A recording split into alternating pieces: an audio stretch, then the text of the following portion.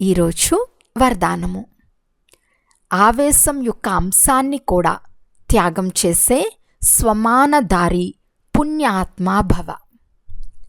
స్వమానదారి పిల్లలు అందరికీ గౌరవంనిచ్చే దాతగా ఉంటారు. దాత అనగా దయాహృదయులు. వారిలో ఎప్పుడు ఎటువంటి ఆత్మ పట్లనైనా సంకల్పంలో కూడా ఆవేశం ఉండదు. ఇది ఇలా ఎందుకు, ఇలా చేయరాదు, ఇలా జరిగి ఉండరాదు, జ్ఞానం ఇలా చెప్తుందా? ఇది కూడా సూక్ష్మమైన ఆవేశం యొక్క అంశం. కానీ స్వమానదారి పుణ్యాత్మలు క్రింద పడిన వారికి పైకి ఎత్తుతారు, సహయోగులుగా చేస్తారు.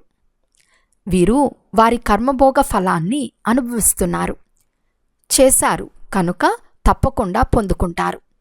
వీరు క్రింద పడాల్సిందే అనే సంకల్పం కూడా చేయరు. ఇటువంటి సంకల్పాలు పిల్లలైన మీకు రాకూడదు.